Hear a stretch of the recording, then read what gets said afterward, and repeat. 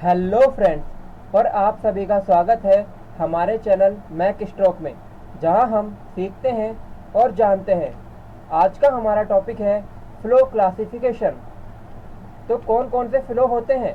First है steady and unsteady flow, second है uniform and non uniform flow, third है 1, 2 and 3 dimensional flow, fourth है compressible and incompressible flow, fifth है rotational and irrotational flow, six है laminar and turbulent flow. इन सभी flows को हम ब्रीफ में स्टडी करेंगे। फर्स्ट है steady and unsteady flow. Steady flow in which the fluid characteristic like velocity, pressure, density etc at a point do not change with time. Steady flow के अंदर fluid की जो भी प्रॉपर्टीज होती है वह टाइम के अकॉर्डिंग चेंज नहीं होती है। जैसे जैसे टाइम बढ़ता जाएगा वह फ्लूइड की प्रॉपर्टी में कोई चेंजमेंट नहीं आएगा। जैसे एक टर्बो मशीन है, टर्बो मशीन की में जो ब्लेड होती है, फैन ब्लेड होती है, वह एक कांस्टेंट रोटेशन पे मूव करती रहती है, रोटेट करती रहती है। तो सामने खड़ा हुए व्यक्ति को किसी प्रकार का टाइम इंक्रीज होने पर कोई फ्लक्चुएशन नहीं दिखाई देगा। तो यह एक स्टडी फ्लो है। यह एक स्टडी फ्लो है जहाँ dp/dt इक्वल्स टू 0 यदि हम प्रेशर की बात करें तो। सेकंड है unsteady flow in which the fluid velocity, pressure और density at a point changes with respect to time। यदि फ्लूइड की प्रॉपर्टीज टाइम के रेस्पेक्ट में चेंज होती रहती है तो यह एक अनस्टडी फ्लो को शो करती है। जैसे एक रेसिप्रोकेटिंग इंजन है। रेसिप्रोकेटिंग इंजन में फर्स्ट में जब सक्शन प्रोसेस होती है तो इनलेट की एक पर्टिकुलर पोजीशन पर जो पॉइंट होगा उसकी वेलोसिटी अंदर की ओर v होगी, लेकिन जब एग्जॉस्ट के टाइम ये इनलेट पोर्ट बंद हो जाएगा और इसकी वेलोसिटी, इस पॉइंट की वेलोसिटी 0 होगी। तो इसका मतलब है कि जैसे जैसे हमारा टाइम बढ़ता जा रहा है वैसे वैसे उसकी वेलोसिटी में भी चेंजमेंट आते जा रहे हैं। तो इस कारण यह एक अनस्टडी फ्लो होगा और यह एक वेलोसिटी को शो करेगा। तो dv/dt इज नॉट 0, क्योंकि दोनों तरफ वेलोसिटी कांस्टेंट नहीं है। एक बार वेलोसिटी v है और अगली बार वेलोसिटी 0 है। तो dv/dt इज नॉट 0, तो यह एक अनस्टडी फ्लो है। इसे हम एक और एग्जांपल से समझ सकते हैं। एक पात्र लेंगे, पात्र में पानी भरेंगे और पात्र कुछ h ऊंचाई हॉरिजॉन्टल से नीचे वाली सरफेस से कुछ h ऊंचाई पर एक छेद कर देंगे। उस छेद की पॉइंट पर जो वेलोसिटी होगी फर्स्ट टाइम पे t1 टाइम पे वो v होगी। उसके बाद टाइम t2 होगा तो एक पात्र में से लिक्विड खाली होगा और इस t2 टाइम पर यह इसकी वेलोसिटी कुछ v2 होगी और t=3 पर इसकी वेलोसिटी कुछ v3 होगी, जो कि आपको डायग्राम में सीधा दिखाया गया है। तो यह एक अनस्टडी फ्लो होगा। लेकिन हम एक ऐसे पात्र की कल्पना करें जिसमें वाटर भरा हुआ है और छेद करने पर जैसे t=1 टाइम पे वेलोसिटी v है और जैसे ही पानी खाली होता है दोबारा हम उसे भर देते हैं। तो t=2 पे भी वेलोसिटी v है और t=3 पर भी वेलोसिटी v है। तीनों टाइम पर वेलोसिटी v ही है, क्योंकि हम कंटिन्यूसली वाटर भरे जा रहे हैं। तो इस कारण यह कौन सा फ्लो हुआ? Study flow. अब है uniform and non uniform flow. Uniform flow के अंदर in which the velocity at given time does not change with respect to space, length of direction of the flow. इसके अंदर यूनिफॉर्म फ्लो के अंदर जैसे हम वेलोसिटी की बात करते हैं और ये कंपैरेटिबल फ्लो होता है, जिसके अंदर मतलब हम किसी स्पेस या किसी पॉइंट के रेस्पेक्ट में हम वेलोसिटी फाइंड करते हैं। यदि वेलोसिटी दोनों की इक्वल रही तो यह एक यूनिफॉर्म फ्लो होगा। जैसे इसका एग्जांपल है same cross section pipe. Same cross section pipe के अंदर कोई भी दो पॉइंट लेंगे, उन दोनों पॉइंट पे वेलोसिटी इक्वल रहेगी। तो जैसे एक्स डायरेक्शन की वेलोसिटी u है, y डायरेक्शन की v है और z डायरेक्शन की वेलोसिटी w है। तो dUVW/dx इक्वल्स टू 0। अब ऐसे ही dy के रेस्पेक्ट में भी 0 और z के रेस्पेक्ट में भी 0 होगी वेलोसिटी को यदि डिफरेंशिएशन करेंगे तो इससे हम कह सकते हैं कि ये कांस्टेंट है फंक्शन। तो कांस्टेंट फंक्शन होगा तो इसका मतलब उसका डिफरेंशिएशन 0 आ जाएगा। तो यह एक यूनिफॉर्म फ्लो होगा। सेकंड है non uniform flow in which the velocity at any time changes with respect to space.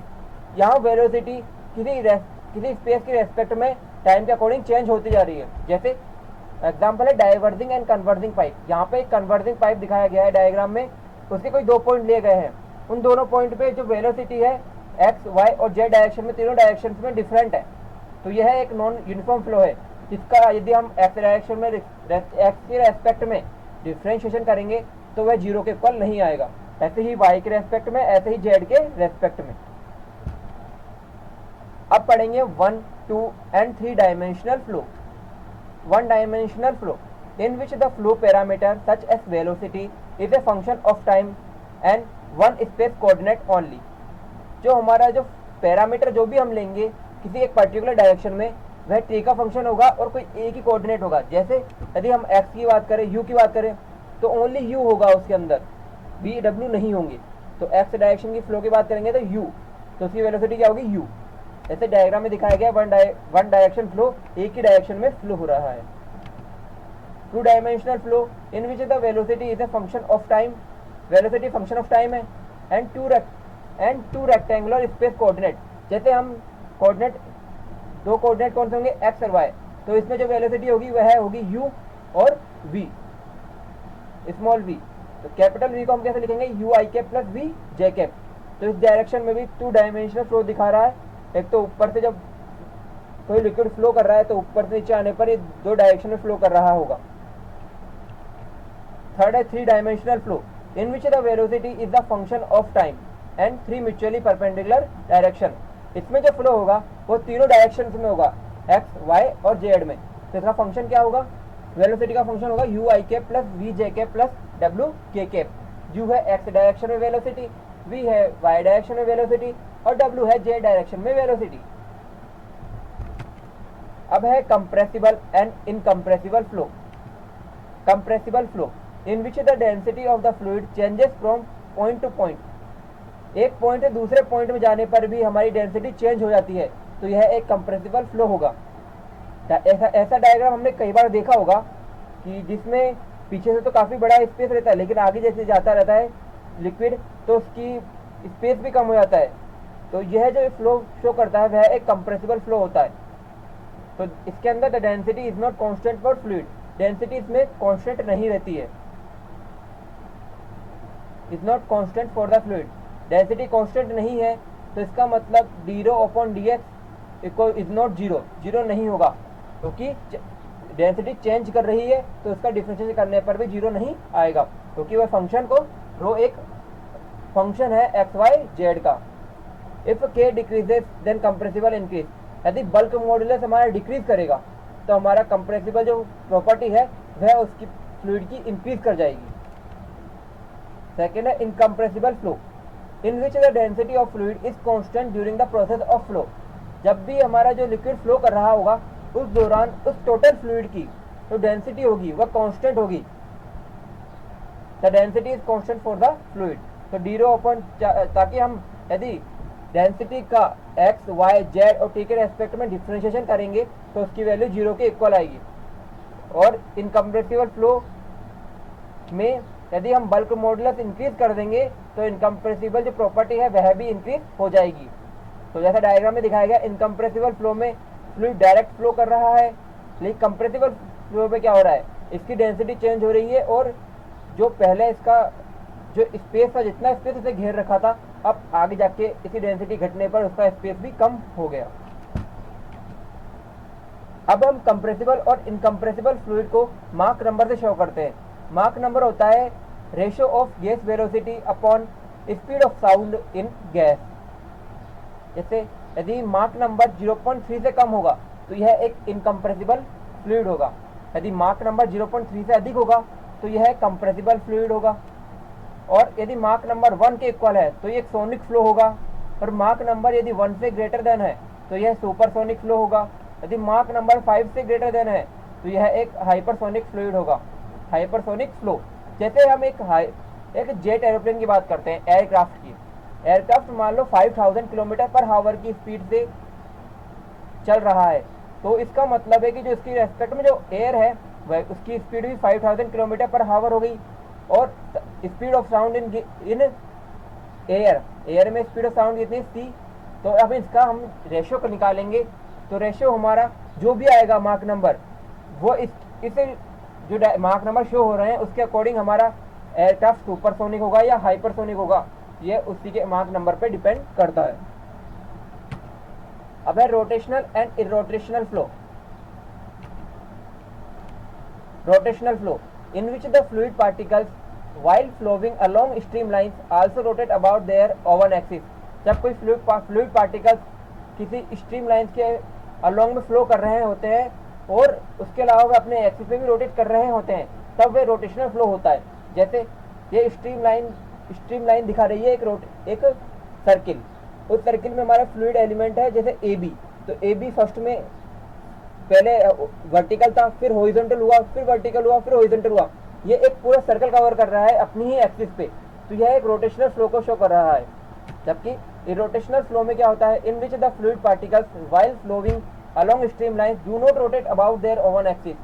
इसके अंदर जो फ्लूइड पार्टिकल्स होता है वह स्ट्रीम लाइंस में अलोंग तो फ्लो करता है, परंतु अपने एक्सिस के अलोंग फ्लो नहीं करता है, रोटेट नहीं करता है। जैसे कि डायग्राम में दिखाया गया, ए बी जो एलिमेंट है वह अपनी स्ट्रीम लाइन पे मूव तो कर रहा है लेकिन अपने एक्सिस पे मूव नहीं कर रहा, तो यह होगा इरोटेशनल फ्लो। जो हमारी अर्थ है, अर्थ जो सन के चक्कर लगाती है, तो अर्थ अपने एक्सिस पे भी मूव कर रही है, रोटेट कर रही है अपने एक्सिस पे, तो इस कारण ये एक रोटेशनल फ्लो हुआ। अब जैसे एक एंगुलर वेलोसिटी है ओमेगा एंगुलर वेलोसिटी जैसे हम लिखेंगे 1/2 डेल क्रॉस वी। तो वॉर्टिसिटी को हम लिखते हैं ओम से, जिसको जो होती है 2 इंटू ओमेगा। अब जो ओमेगा होता है एंगुलर वेलोसिटी वो होती है 1/2 डेल क्रॉस वी, तो 1/2 आई जे के कैप, और डेल की वैल्यू जानते हैं हम D by D X, D upon D Y, D upon D Z.